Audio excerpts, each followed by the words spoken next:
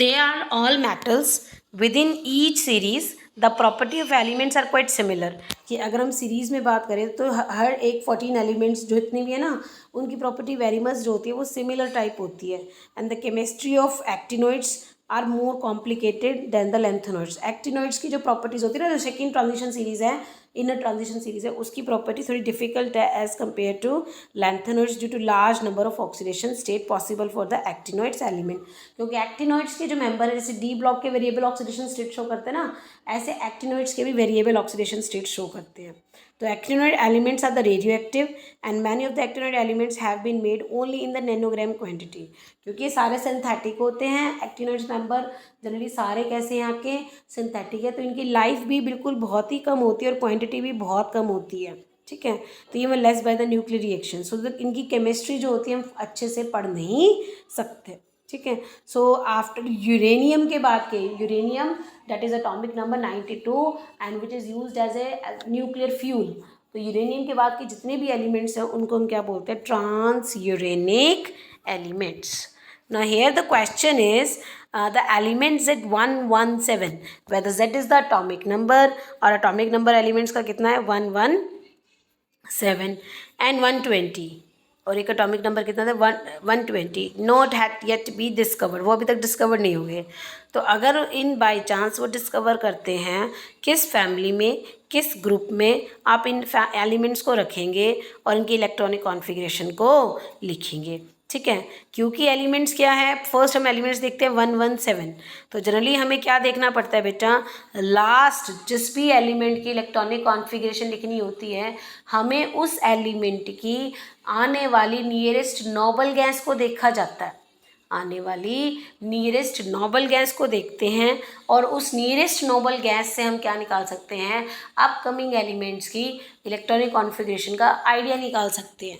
तो देखिए कैसे, हाँ जी, तो पहला helium, neon, argon, krypton, xenon and radon. ये ग्रुप नंबर 1, 2, 3, 4, 5, 6. ठीक है, ग्रुप नंबर 6 में क्या है आपका रेडॉन. तो अगर हम देखें ग्रुप नंबर 1 में हीलियम है, तो हीलियम का एटॉमिक नंबर कितना है 2. अगर मैं इसमें ऐड करूँगी आ जाएगा 10, इसमें 8 ऐड करूँगी तो आ जाएगा 18. आर्गन का 18 आता है. ठीक है, इसमें 18 डालूँगी 18 ऐड करूँगी तो आ जाएगा 36. तो क्रिप्टन का 36 होता है ना. अब इसमें आप कितना डालोगे, ठीक है, कितना आप ऐड करेंगे 18 ही. आप क्योंकि 2, 8, 8, 18, 18, तो आप कितना ऐड करेंगे ओनली 18. तो कितना हो जाएगा 8, 6, 14, 3, 1 और 5. तो जीनन का एटॉमिक नंबर कितना होता है 54. और रेडॉन ऐड कर देंगे तो 6 और ये हो जाएगा 8.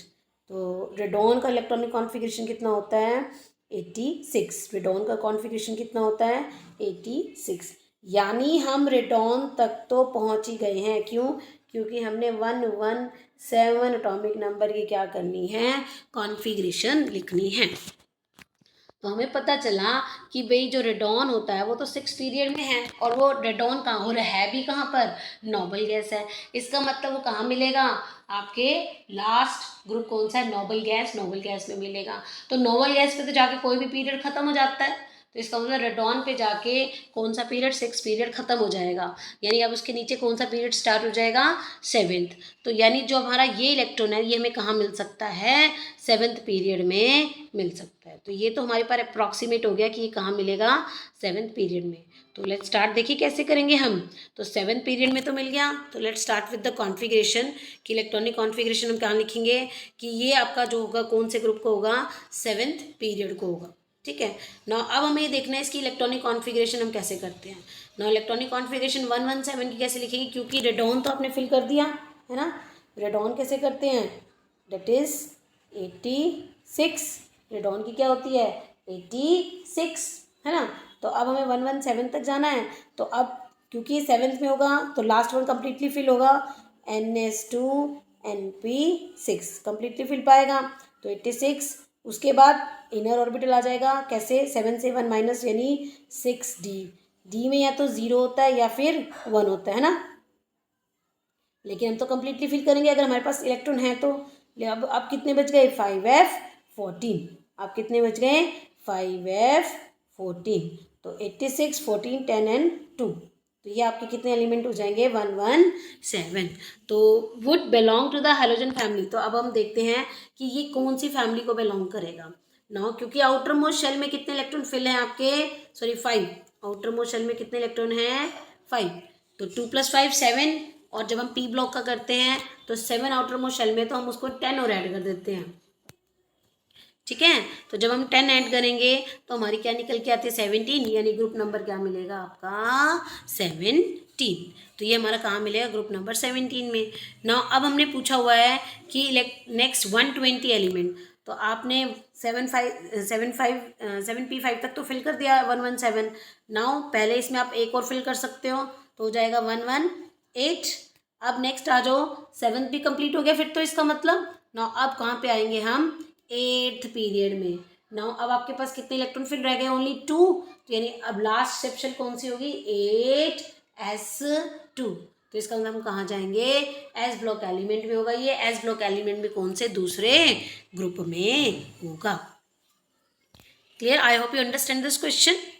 कि आप सिंपल आपने क्या करना है बच्चे कि जब भी किसी भी एलिमेंट की इलेक्ट्रॉनिक कॉन्फ़िगरेशन लिखनी होती है तो हम नियरेस्ट नोबल गैस को फाइंड आउट करते हैं। नियरेस्ट नोबल गैस का मतलब ये नहीं है कि हम उस एलिमेंट से ज़्यादा नंबर वाली कोई नोबल गैस फाइंड आउट करें, क्योंकि 118 पे भी एक नोबल गैस है और गैस सम, बट हमें उससे हायर वाली नोबल गैस फाइंड आउट नहीं करनी है, हमने उसके लोअर एटॉमिक नंबर की नोबल गैस फाइंड आउट करनी है। क्योंकि जब हम लोअर एटॉमिक नंबर को फाइंड आउट करेंगे तो हमें ये पता चल जाएगा कि वो जो भी हमारे उसके पास की उसके नज़दीक की जो नोबल गैस है वहाँ पे वो पीरियड को ख़त्म कर देती है। तो इसका मतलब जैसे सपोज हमें पता है हमने 117 का देखा तो नियरेस्ट नोबल गैस रेडॉन थी और रेडॉन 6 पीरियड में होती है और 6 पीरियड को ख़त्म करेगी फिर वो। यानी ये हमारा पॉसिबल एलिमेंट्स कहाँ मिल सकता है 7th पीरियड में मिलेगा। नाउ 7th में मिलेगा तो outermost shell completely fill करने पड़ेंगे। तो हम शुरू जाते हैं 7 6 एंड 5। तो जब हम 7 से कहाँ आएंगे 7th पीरियड से 8th पीरियड की तरफ, सॉरी 6 पीरियड से किसकी तरफ आएंगे 7th पीरियड पहले ऐसा आता है तो 7s2। फिर कौन सा आता है एस के बाद पी डी ब्लॉक एलिमेंट्स, तो आप उसमें आप 10 फिल करेंगे। फिर उसके अंडर को क्योंकि आप 6th और 7th पीरियड में आएंगे तो यानी आपका एफ ब्लॉक भी आ जाएगा। तो एफ ब्लॉक को कितना फिल करोगे 14 फिल करेंगे। अब अगर जो बच जाते हैं उसको आप किस में डाल देंगे पी ब्लॉक में डाल देंगे। तो यहाँ से हमें पता चला ये तो पी ब्लॉक एलिमेंट है। ठीक है, पी ब्लॉक एलिमेंट है 7th पीरियड में है, लेकिन अब हमें करनी है ग्रुपिंग। तो जब कोई इलेक्ट्रॉन लास्ट इलेक्ट्रॉन आप पी ब्लॉक में डालते हो तो हमें उन इलेक्ट्रॉन्स को देखना होता है जो एस में भी होते हैं और किस में होते हैं पी में होते हैं। तो जितने एस में होते हैं इलेक्ट्रॉन जितने पी में इलेक्ट्रॉन होते हैं उनको हम क्या कर लेंगे ऐड, और 10 और ऐड कर देंगे। जैसे इसके एस में कितने थे 2 और पी में कितने थे 5, तो 2 + 5 7 और 10 और ऐड कर देंगे तो कितना आ जाएगा 17। तो ये हमें कहाँ मिलेगा 17 ग्रुप में और 7th पीरियड में। नाउ फिर हमें पता चला हमें तो 120 की भी निकालनी है। तो 120 कैसे निकालेंगे, अब हमें पता चला 117 तो हमारा कहाँ पे आता है 7th पीरियड में 7p5 में आता है, मीन्स हेलोजन में आता है। तो इसका मतलब इसके अंदर एक और इलेक्ट्रॉन ऐड करेंगे तो आप नोबल गैस में चले जाओगे यानी 118। अब आ जाओगे कहाँ पे नेक्स्ट पीरियड में आ जाओगे 8th में। 8 कहाँ से स्टार्ट होता है 8s1 से, एस ब्लॉक से शुरू होगा तो 1 उसमें फिल करेंगे तो पहला पीरियड आ गया, पहला ग्रुप आ गया, और एक और ऐड करेंगे तो कहाँ जाएगा आपका सेकेंड ग्रुप आ जाएगा। तो डैट मीन्स ये कहाँ आएगा 8th पीरियड में होगा और सेकेंड ग्रुप में होगा। नाउ जब हम सेकेंड ग्रुप देखते हैं तो हम इससे क्या निकाल सकते हैं इसका एटॉमिक पीरियोडिक टेबल में इसकी पोजीशन आराम से निकाल सकते हैं। ना ये तो थी कि लास्ट इलेक्ट्रॉन आप फिल करते हो जिसकी वजह से हम उसको एस पी डी या एफ बोलते हैं। नाउ नेक्स्ट अब हम अपनी पीरियोडिक टेबल को कैटेगराइज करेंगे on the basis of there chemical property. Means अब केमिकल प्रॉपर्टी मीन्स क्या वो मेटल की प्रॉपर्टी शो कर रहा है, क्या वो नॉन मेटल की शो कर रहा है, या दोनों की कर रहा है। अगर मेटल की प्रॉपर्टी शो कर रहा है तो उस ग्रुप को हम बोलेंगे मेटल्स या नॉन मेटल्स या मेटलॉइड्स। तो अब हम देखते हैं कि क्या होते हैं मेटल्स क्या होते हैं नॉन मेटल्स। तो जनरली SPGF को हम ब्रॉड क्लासीफाई करते हैं किसमें, या तो उनको मेटल बोल के या उनको नॉन मेटल बोल के। ठीक है, तो आपको पता है जनरली 78% आपकी पीरियोडिक टेबल मेटल से फिल है। है ना। तो यूजुअली मेटल सॉलिड होते हैं रूम टेम्परेचर पे, ये तो हमें भी पता है। मरकरी लेकिन एक्सेप्शन, क्योंकि पूरी मेटल की जो आप कैटेगरी पढ़ते हो तो उसमें एक मरकरी है जो आपको कौन सी स्टेट में मिलता है, लिक्विड स्टेट में मिलता है। लेकिन जो गैलियम है, सीजियम है, आपसे बहुत पूछा जाता है बेटा कि भाई लिक्विड मेटल बताइए, डेट इज़ द मरकरी। लेकिन जो गैलियम है, सीजियम है, वो भी किसे मिलता है आपको, लो मेल्टिंग पॉइंट होता है इनका, डेट इज़ 303 केल्विन और 302 केल्विन। मीन्स हल्का सा भी ज़्यादा टेम्परेचर होते ही ये क्या होने लग जाते हैं, मेल्ट होने शुरू हो जाते हैं। Generally high melting and boiling point होता है इनमें। अब क्यों होता है मेटल्स का generally high and melting point, boiling point? क्यों? क्योंकि इनकी मेटालिक बॉन्डिंग जो होती है वो बड़ी स्ट्रांग होती है, इसलिए इनका melting and boiling point strong होता है। गुड कंडक्टर है हीट एंड इलेक्ट्रिसिटी के, क्यों? क्योंकि फ्री इलेक्ट्रॉन्स प्रेजेंट होते हैं। जहाँ फ्री इलेक्ट्रॉन्स होगा वो एलिमेंट्स क्या हो जाएगा, अच्छा कंडक्टर हो जाएगा। Now they are the malleable, आपको पता है शीट फॉर्म करते हैं, डक्टाइल वायर फॉर्म करते हैं। नॉन मेटल्स कहाँ हैं आपके, टॉप राइट हैंड साइड पर है। लेफ्ट साइड पे क्या है आपके मेटल्स, राइट हैंड साइड पे क्या है आपके नॉन मेटल्स पीरियोडिक टेबल में। Now next, in fact in the horizontal row, ठीक है, in fact in the horizontal row the property of element changes from metallic on the left to the non metallic side. In fact जब आप trends पढ़ेंगे बच्चे तो आपको पता चलेगा कि जब हम लेफ़्ट से राइट की तरफ मूव करते हैं तो हम मेटल से नॉन मेटल की तरफ मूव करते हैं। कहने का मतलब है हम मेटालिक करेक्टर्स को तो कम कर रहे हैं और नॉन मेटालिक करेक्टर्स को क्या कर रहे हैं, बढ़ा रहे हैं। तो दे आर द, अब जनरली क्या होते हैं, ये आपको किसी भी स्टेट पे मिल जाएंगे नॉन मेटल्स, सॉलिड भी, गैस भी या लिक्विड भी। इनका मेल्टिंग बॉइलिंग पॉइंट लो होता है except boron and carbon, and they are the poor conductor of heat and electricity. Malleability show नहीं करेंगे, डक्टिलिटी भी शो नहीं करेंगे जनरली। वैसे तो ये सॉफ्ट है लेकिन except diamond which is the hardest substance known. तो these element become more metallic, ये ज़्यादा मेटालिक हो जाते हैं as we move go down the group. जैसे जैसे हम डाउन द ग्रुप जाते हैं, जैसे फर्स्ट ग्रुप पे हम मूव करते हैं from lithium to sodium to potassium, rubidium, caesium, francium. तो जैसे जैसे नीचे आते हैं बच्चे, इनका मेटल का कैरेक्टर बहुत ज़्यादा बढ़ने लग जाता है। कहने का मतलब है लिथियम, अगर आप लिथियम को मेटल बोल रहे हो तो वो एक अच्छा मेटल नहीं है। उसके नीचे कौन सा है, सोडियम, वो उससे भी ज़्यादा अच्छा है। उससे नीचे पोटेशियम, पोटेशियम सोडियम से भी ज़्यादा अच्छा मेटल है, ठीक है। एक अच्छा मेटल वो होता है जो आसानी से इलेक्ट्रॉन लॉस कर दे। तो यानी जैसे जैसे नीचे आओगे वो इलेक्ट्रॉन को लॉस करने की कैपेबिलिटी उनकी बढ़ती चली जाती है, इसलिए मेटालिक करेक्टर भी बढ़ता चला जाता है। So next is from left to right. अगर आप लेफ्ट टू राइट मूव करोगे पीरियोडिक टेबल में तो आपका जो the change from metallic to non metallic character is not abrupt, ठीक है, by the thick zigzag line. The elements silicon, germanium, arsenic, antimony, तो ये लाइन के बॉर्डर में आते हैं। कौन से, कि silicon, arsenic, germanium and antimony, ये एक लाइन में आते हैं, जिगजैग लाइन में आते हैं, ठीक है।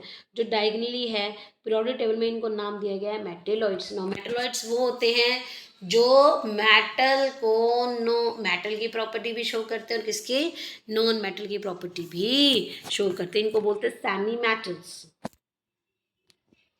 नाउ नेक्स्ट, अब हम इसमें देखते हैं, आपने atomic number and position the periodic table, भाई आपको कंसीडर करना है कि क्या एटॉमिक नंबर है और क्या आपका क्या है पोजीशन है पीरियोडिक टेबल में। आपने इनको अरेंज करना है in order of their increasing order of metallic character. Metallic character के बेसिक्स पे इंक्रीज करना है। तो जब हम देखते हैं मेटालिक करेक्टर का बेसिक्स देखें तो हमें पता है कौन कौन सा एलिमेंट लेना है, sodium, silicon, magnesium, beryllium and phosphorus. 1 2 3 4 5, 1 2 3 4 5, आपको 5 ही एलिमेंट दिए गए, उनको अरेंज करना है। अगर हम पीरियोडिक टेबल में इनकी पोजीशन कंसीडर करें तो अगर पीरियोडिक टेबल में देखते हैं सोडियम पहले आता है ना, फर्स्ट ग्रुप में आ जाता है। सोडियम के बाद मैग्नीशियम सेकेंड ग्रुप में आता है। फिर कौन सा आता है, बेरेलियम मैग्नीशियम के ही ऊपर है, ठीक है। कैसे करेंगे हम इसको, सोडियम और उसके बाद magnesium, atomic number 11, atomic number 12, ठीक है। मैग्नीशियम के ऊपर क्या है, बेरिलियम, ठीक है। फिर आपका सिलिकॉन, ठीक है। फिर आपका क्या है, सिलिकॉन, क्योंकि इसका एटॉमिक नंबर कितना है 14, क्योंकि 13 किसका है, एल्यूमिनियम का। और फास्फोरस, सिलिकॉन, फास्फोरस किसका है? 15। तो नेचुरली बात है, ये आप पीरियड में मूव करने लग गए हो और पीरियड में आपका मेटालिक करेक्टर डिक्रीज होता है, नॉन मेटालिक करेक्टर बढ़ता है। तो आपने किस ऑर्डर में लेना है? Increasing order of metallic character. तो नेचुरली बात है, फास्फोरस आपका बहुत अच्छा नॉन मेटल होगा, क्योंकि नॉन मेटल की प्रॉपर्टी शो करेगा, क्योंकि आप पीरियड में मूव कर रहे हो। तो phosphorus, then silicon, then beryllium, then magnesium, then sodium. Now next is periodic trend in the property of the elements. भाई क्या पीरियोडिक ट्रेंड शो करेंगे आप? अब यहाँ से मोस्ट इंपॉर्टेंट पार्ट बच्चे आपका शुरू होने वाला है, trends in the periodic table. क्योंकि जनरली हमें केमिस्ट्री तब समझ में आती है जब हम ट्रेंड्स को पढ़ते हैं कि भाई अगर हम पीरियड में जाएं तो कौन सा करेक्टर इंक्रीज होएगा, कौन सा करेक्टर डिक्रीज होएगा, या हम टॉप टू बॉटम आए यानी ग्रुप में जाएं तो आपका ट्रेंड्स यानी किस करेक्टर पे इफेक्ट आएगा। कोई करेक्टर ऐसा है कोई बढ़ रहा है, या कोई करेक्टर ऐसा है जो क्या हो जाए, कम हो जाए। तो हमने ये ट्रेंड्स पढ़ना शुरू करना है। तो there are the many observable patterns, बहुत सारे ऑब्जर्वेबल पैटर्न्स है बच्चे जो फिजिकल और केमिकल प्रॉपर्टी ऑफ एलिमेंट की जैसे हम ग्रुपिंग में जाते हैं या पीरियड में जाते हैं तो वो चेंज होती है। ठीक है, फॉर एग्जांपल अगर हम पीरियड में जाते हैं, केमिकल रिएक्टिविटी देखें तो मेटल की तो कम होती चली जाती है बट नॉन मेटल की बढ़ती चली जाती है।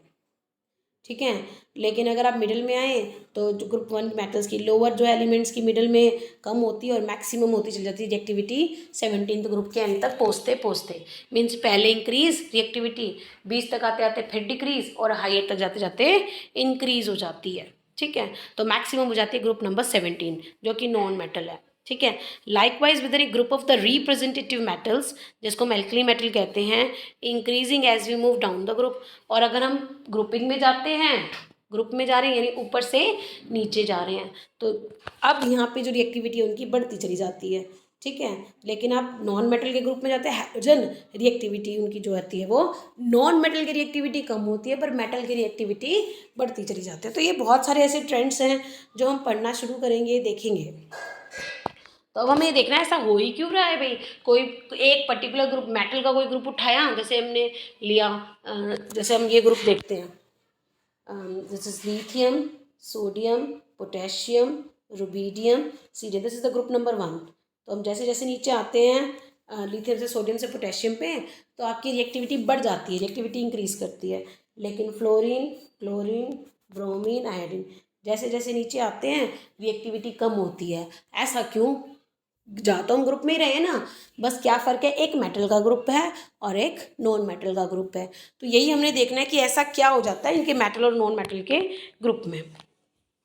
सो to answer these questions we must look into the theories, atomic structures and the property of atom. तो अगर हमें इन आंसर्स देने हैं तो हमें इनके स्ट्रक्चर्स देखने पड़ेंगे, इनकी प्रॉपर्टी को क्या करना पड़ेगा, डिस्कस। तो in this section we shall discuss the periodic trends in the certain physical and chemical properties and try to explain in terms of number of electrons and energy level. तो generally हम most of the trends हम explain करेंगे on the basis of their valency and the electronic configuration और the number of electron which is present in the outermost shell.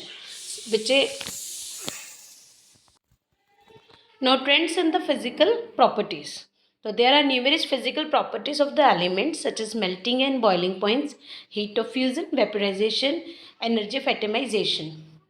तो बहुत सारे बच्चे अपने फिजिकल प्रॉपर्टीज़ आपने जो एलिमेंट्स की होती है, जैसे उसका मेल्टिंग पॉइंट, भाई किस टेम्परेचर पे कोई सॉलिड मेल्ट होता है, उसका बॉइलिंग पॉइंट, कोई लिक्विड जब बॉयल होएगा, हीट ऑफ फ्यूजन, मेल्टिंग करने के लिए उसको कितनी हीट की नीड है, वेपराइजेशन, वेपराइज होने के लिए उसको कितनी हीट की नीड है, energy of atomisation means amount of energy required to break a compound और molecule into individual atom.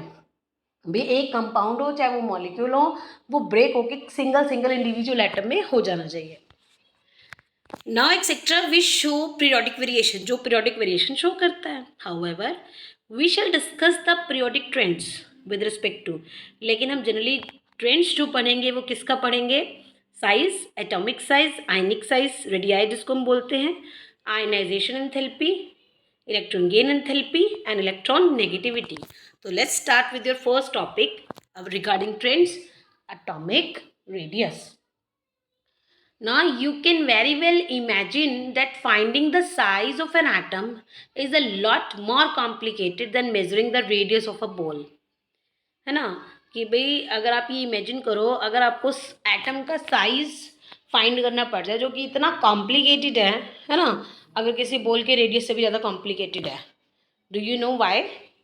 Firstly because the size of an atom is that is 1.2 10⁻10, मतलब जो साइज है वो 10⁻10 मीटर है.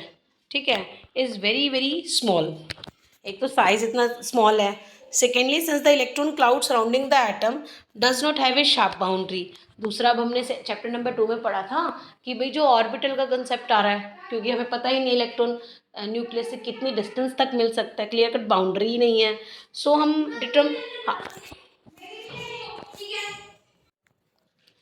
हाँ, the determination of the atomic size can not be precise. So हमें एक तो मतलब साइज इतना छोटा, ऊपर से इलेक्ट्रॉन की बाउंड्री नहीं पता. इलेक्ट्रॉन की बाउंड्री पता चले तो न्यूक्लियस से इलेक्ट्रॉन तक के हम डिस्टेंस निकाल लें उस बाउंड्री तक की, हमें वही नहीं पता. तो इसलिए साइज हम बड़ा हमारा प्रिसाइज निकलता ही नहीं है. ठीक है, देयर इज नो और प्रैक्टिकल वे भी नहीं है, क्योंकि size of individual atom is to be measured. कोई प्रैक्टिकल वे भी नहीं है कि हम उसको निकाल लें. तो however estimated of the atomic size can be made by knowing the distance. अगर हम एस्टिमेट देखें तो हमें एक बार ये देखना पड़ेगा between the atom in the combined state. ठीक है, कि दो एटम किस कंडीशन में आपस में कंबाइन कर रहे हैं. मीन्स वो मेटल है, वो नॉन मेटल है. मेटल है तो मेटालिक बॉन्डिंग शो करता होगा, नॉन मेटल है तो ओवरलैपिंग करता होगा, है ना. तो ये जो किस स्टेट में वो शो कर रहा है, अगर हम उन दोनों के बीच की डिस्टेंस निकाल लें तो it may be possible to know the size of an atom. Now अब नेक्स्ट क्या कहता है वो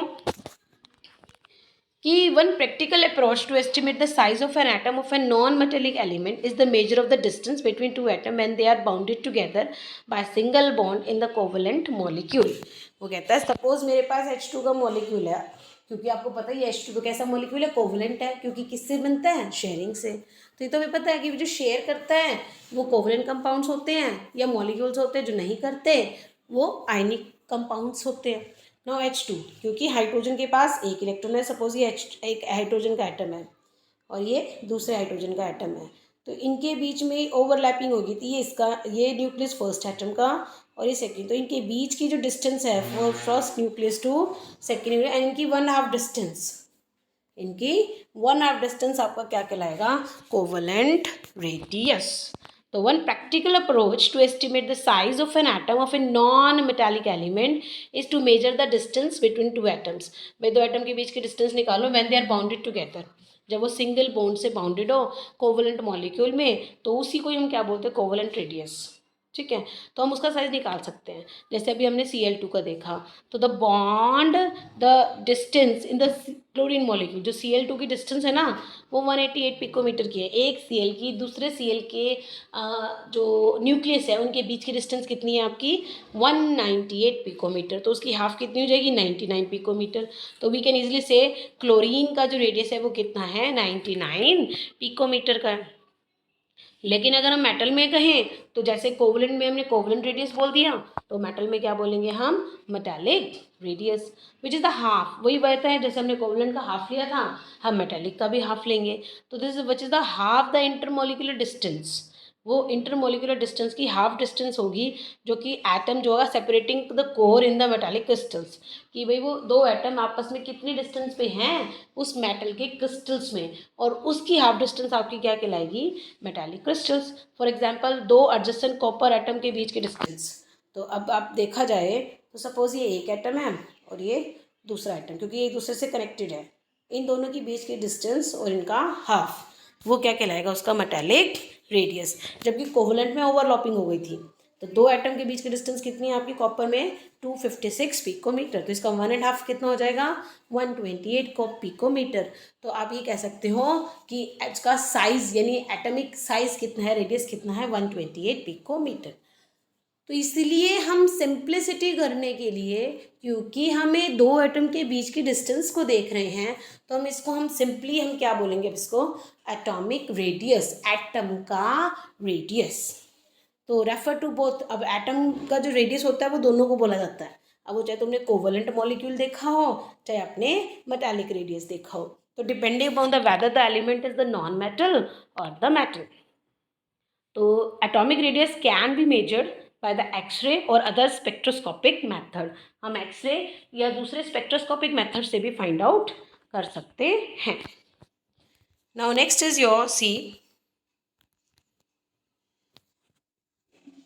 atomic radius of few elements. जो हमें फ्यू एलिमेंट्स का एटॉमिक रेडियस आपको दिया हुआ है सीधे अगर आप see atom lithium beryllium boron carbon, ये देखो lithium beryllium boron carbon nitrogen oxygen and fluorine. Lithium size 152, beryllium size 111, this boron size 88, carbon 77, nitrogen 74, oxygen 66 and fluorine 64। तो अगर आप देखिए लिथियम से फ्लोरीन तक तो हम कहाँ जा रहे हैं, पीरियड में। ऐसे हम जाते हैं पीरियड में और ऐसे हम जाएंगे ग्रुप में और ऐसे हम जा रहे हैं पीरियड। बट अगर आप हॉरिजॉन्टली मूव करेंगे तो आप जाएंगे पीरियड में, वर्टिकली मूव करेंगे तो आप आएंगे ग्रुप में। तो आपने एक चीज़ नोटिस करी होगी बच्चे, जब हम पीरियड में मूव करते हैं साइज डिक्रीज हो रहा है, जैसे 152 से 111, 88, 77, 74, 66, 64। लेकिन जब आप ग्रुपिंग में जाएंगे तो साइज बढ़ रहा है, देखो 152 से 186 पे चले गए, है ना। See this 186, 231, 244 and 262. Same here fluorine, chlorine, bromine and astatine. 64, 99, 114, 133, 140.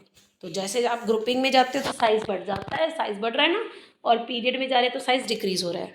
तो ये हमें पता चला कि जो स्पेक्ट्रोस्कोपिक मेथड टेक्निक से जो रेडियस निकाले गए हैं, के साइज निकाले गए हैं, उनसे हम बता सकते हैं कि ये मेथड। लेकिन अब हमारे पास प्रॉब्लम इज दिस, ये तो उन्होंने बता दिया, ये तो हमें मेथड ने बता दिया कि इसका साइज इतना है, इसका साइज इतना है, लेकिन ऐसा क्यों हो रहा है, एक एटम है उस सबका साइज एक जैसा क्यों नहीं हो जाता, किसी का साइज बड़ा है किसी का साइज छोटा क्यों है, ये अब हमें देखना है कि what is this behind, what is the reason behind this confusion.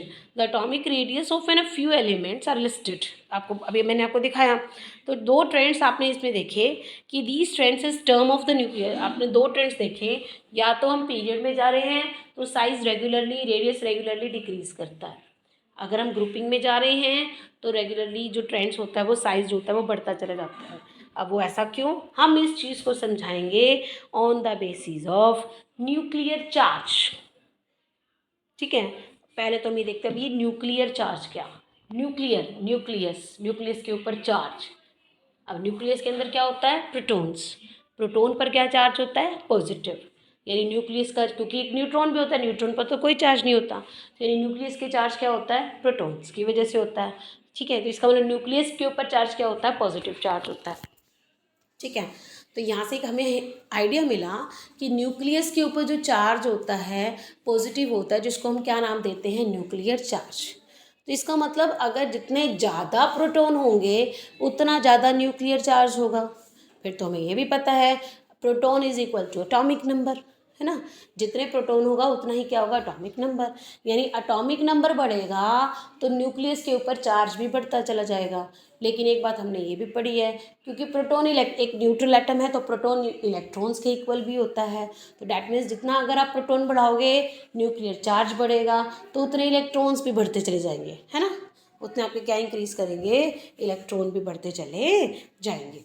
तो एटॉमिक साइज जनरली डिक्रीजेस, अगर हम ट्रेंड्स अभी हमने पढ़ा कि वो जनरली पीरियड में तो डिक्रीज करता है, लेकिन for the elements of the second period, ठीक है, तो अब लेकिन जब हम ग्रुपिंग में जाते हैं तो वो इंक्रीज करता है। तो वो ऐसा क्यों, विद इन द पीरियड क्यों, क्योंकि जब आप देखो, आप कॉन्फ़िगरेशन लिखते हैं, this is lithium beryllium boron carbon, 1s2 2s1 2s2 2p1 2p2 nitrogen 2p3 oxygen 2p4। Last electron कहाँ एंटर करा रहे हो, एक ही शेल में एंटर कर रहे हो। ठीक है, इलेक्ट्रॉन तो एक शेल में जा रहा है, लेकिन साथ साथ क्या इंक्रीज हो रहा है, न्यूक्लियर चार्ज भी बढ़ रहा है, यानी न्यूक्लियस का चार्ज भी बढ़ रहा है। तो प्रॉब्लम ये, न्यूक्लियस कहता है मैं पॉजिटिव चार्ज का हूँ, इलेक्ट्रॉन आप एंटर करा रहे हो सेम शेल में, तो न्यूक्लियस के चार्ज के बढ़ने की वजह से न्यूक्लियस उन इलेक्ट्रॉन्स पर, अपकमिंग इलेक्ट्रॉन्स पर क्या क्रिएट कर जाता है, अपना होल्ड कर जाता है। और वो होल्ड यहाँ पे क्या मतलब है, फोर्स ऑफ अट्रैक्शन। तो फोर्स ऑफ अट्रैक्शन होने की वजह से इलेक्ट्रॉन जो है वो किसकी तरफ अट्रैक्ट होने लग जाते हैं, न्यूक्लियस की तरफ अट्रैक्ट होने लग जाते हैं, जिसकी वजह से साइज जो होता है वो कम होता चला जाता है। तो it is because with in the period the outer electrons, भाई जो आउटर इलेक्ट्रॉन्स होते हैं वो सेम वैलेंस शेल में एंटर कर जाते हैं, कि जो आउटर इलेक्ट्रॉन होते हैं वो कहाँ एंटर कर जाते हैं, सेम वैलेंस शेल में एंटर कर जाते हैं, जिसकी वजह से न्यूक्लियर चार्ज भी क्या हो जाता है, वो इंक्रीज होने लग जाता है। जैसे जैसे एटॉमिक नंबर बढ़ेगा वैसे वैसे न्यूक्लियर चार्ज भी बढ़ेगा, तो जिसकी वजह से क्या हो जाएगी, फोर्स ऑफ अट्रैक्शन, इलेक्ट्रॉन कहाँ जाएंगे, अट्रैक्टेड हो जाएंगे किसकी तरफ, न्यूक्लियस की तरफ, और जिसकी वजह से साइज जो है वो डिक्रीज करता चला जाता है। क्लियर। नाउ अब हमें पता चल गया पीरियड में जाएंगे, क्योंकि इलेक्ट्रॉन सेम शेल में एंटर होने की वजह से साइज घटता चला जाएगा। नाउ अब हम देखते हैं जब हम ग्रुपिंग में यानी वर्टिकल कॉलम में जाएंगे, तो नेचुरली बात है अब हम ऊपर से नीचे जाएंगे, तो ये तो बात जैसे पीरियड में थी वैसे ग्रुप में भी अप्लाई कर सकते हो, क्योंकि जैसे जैसे आप ग्रुपिंग में चलते हैं, जैसे वो सबसे पहला मेंबर लिथियम, उसके नीचे सोडियम, उसके नीचे पोटेशियम, एटॉमिक नंबर 3, 11, 19, तो atomic number increases, number of proton increases, means nuclear charge increases, number of electron increases. But now write down the configuration, 1s2 2s1, 11 की 1s2 2s2 2p6 3s1। पहले वाले में देखा electron किस में है, third में यानी लिथियम में 2s1 में, सोडियम में जाते हैं 3s1, पोटेशियम में जाएंगे 4s1, उसके नीचे जाएंगे 5s1 और नीचे जाएंगे 6s1। तो आपने देखा कि जैसे जैसे हम ग्रुपिंग में जाते हैं, ठीक बात है एटॉमिक नंबर इंक्रीजेस, तो और भी ठीक बात है जो एटॉमिक नंबर बढ़ेगा तो डैट मीन्स न्यूक्लियस के ऊपर चार्ज बढ़ेगा। वो क्यों बढ़ेगा, क्योंकि प्रोटॉन बढ़ेगा। अब प्रोटॉन बढ़ेगा, प्रोटॉन इंक्रीज कर रहा है, तो इसका मतलब उसका जो प्रोटॉन का होल्ड है वो इलेक्ट्रॉन पर बढ़ना चाहिए जैसा पीरियड में बढ़ा था। लेकिन प्रॉब्लम यहीं पर ही आ जाती है कि जब पीरियड में जाते हैं तो आपका जो न्यूक्लियस चार्ज है वो अपना होल्ड पकड़ लेता है, क्योंकि इलेक्ट्रॉन एक ही शेल में एंटर कर रहा है। लेकिन जब आप ग्रुप में जाते हो न्यूक्लियस का होल्ड नहीं बन पाता, क्योंकि इलेक्ट्रॉन डिफरेंट शेल में एंटर होने की वजह से जो अंदर वाले इलेक्ट्रॉन्स हैं, जो इनर इलेक्ट्रॉन्स हैं, वो आउटर इलेक्ट्रॉन को न्यूक्लियस के फोर्स ऑफ अट्रैक्शन से प्रोटेक्ट करके रख लेते हैं, जाने ही नहीं देते। अंदर वाले इलेक्ट्रॉन ये बोलते हैं भाई बाहर वाले इलेक्ट्रॉन को हम बचा के रखेंगे, किससे, न्यूक्लियस से, क्योंकि न्यूक्लियस क्या करेगा, फोर्स ऑफ अट्रैक्शन एक्सर्ट करेगा। वो कर गया तो इलेक्ट्रॉन उसके पास आ जाएगा और साइज छोटा हो जाएगा। लेकिन अब इस केस में ऐसा हो ही नहीं पा रहा है। अब क्योंकि डिफरेंट शेल में है, अट्रैक्शन की बजाय क्या हो रही है, अब रिपल्शन, क्योंकि साथ वाले शेल में इलेक्ट्रॉन होने की वजह से उनके बीच में क्या क्रिएट हो गई है, रिपल्शन। तो रिपल्शन होने की वजह से अब साइज क्या हो जाता है, बढ़ जाता है। तो जैसे जैसे आप ग्रुपिंग में जाओगे आप जो एटम का साइज होता है वो इंक्रीज करता चला जाता है। जैसे एल्किल मेटल हैलोजेंस में है, जैसे जैसे आप क्वांटम नंबर मीन्स एन की वैल्यू मीन्स एन की वैल्यू 1 है तो पहला पीरियड, दूसरा जाते हैं तो दूसरा पीरियड, एन की वैल्यू 3 है तो तीसरा पीरियड। तो एन की वैल्यू बढ़ेगी, न्यूक्लियस के ऊपर चार्ज भी बढ़ेगा, लेकिन होल्ड वीक हो जाएगा। किसके ऊपर होल्ड वीक हो जाएगा, अपकमिंग इलेक्ट्रॉन्स पे। तो अट्रैक्शन तो कम है लेकिन रिपल्शन ज़्यादा है। ठीक है, अब वो रिपल्शन ज़्यादा क्यों हो गई है, क्योंकि outermost electrons are the shielded और the protected by the nucleus charge. इसी को ही हम बोलते हैं शील्डिंग इफेक्ट और द स्क्रीनिंग इफेक्ट। तो shield the outermost electron from the pull of the nucleus and the size of atom increases. तो एटम का साइज होता है वो इंक्रीज करने लग जाता है। तो note that the size of the noble gases are almost considered hair, कि भाई अगर आप नोबल गैसेज का साइज देखें जो कि यहाँ पे कंसीडर नहीं किया गया है, being monoatomic, non bonded radii होगा, आर वेरी लार्ज। तो जैसे अब आप अगर आपसे ये देखा जाए ना बच्चे, जैसे see this lithium beryllium boron, आपका साइज जो है वो रेगुलरली घटता जा रहा है ना, कि अगर हम देखें जैसे कि इसमें 152, 11, 188, लेकिन यहाँ पे जैसे ही कोई हेलोजन गैस आ जाएगी साइज़ एकदम से बढ़ जाएगा। इसमें हेलोजन होता है उनका साइज़ जो होता है वो जो एकदम से बढ़ जाता है। अब ऐसा क्यों, क्योंकि जो रेडियाई ऑफ नोबल गैस होता है should be compare not with the covalent radii, क्योंकि इसके हम कोवेलेंट रेडियस से मेजर नहीं करते हैं, क्योंकि पार्टिकल इतना दूर दूर है ना, पार्टिकल इतना दूर दूर है तो हम उसकी van der Waals but with the van der Waals forces of attraction की कोवेलेंट रेडियस नहीं देखनी हमने, हम कौन सी देखते हैं, वंडर वॉल रेडियस, जो कि एक्सट्रीमली वीक होती है क्योंकि पार्टिकल्स बड़े दूर दूर होते हैं, तो इसलिए साइज जो होता है वो इंक्रीज कर जाता है। तो यहाँ से हमने 3 कैटेगरी देखी, एक मेटल की, एक नॉन मेटल की और एक नोबल गैस की। मेटल में मेटालिक बॉन्डिंग, ठीक है, मेटालिक रेडियस, उसके बाद नॉन बॉन्डिंग में ओवरलैपिंग हो जाती है, जबकि उसमें वंडर वॉल होती है। तो वंडर वॉल रेडियस जो होता है वो बड़ा होता है, नोबल गैस में क्या होता है, wonder wall radius. So see this, if you see this atomic radius versus atomic size, जैसे जैसे जेड बढ़ेगा आपका, जैसे जैसे जेड बढ़ रहा है, ठीक है, अब जैसे लिथियम बेरिलियम बोरॉन कार्बन, तो देखो पीरियड में मूव करते साइज घटता चला जा रहा है। लेकिन आप ग्रुपिंग में जाओगे, फ्लोरीन क्लोरीन ब्रोमीन आयोडीन, देखो size increase and here is also size increases. तो ये आपका ग्रुप है, ये आपका पीरियड है, पीरियड में डिक्रीज होएगा साइज, लेकिन ग्रुप में बढ़ता है। So I hope you understand this topic बच्चे। तो ओके, बाय बाय।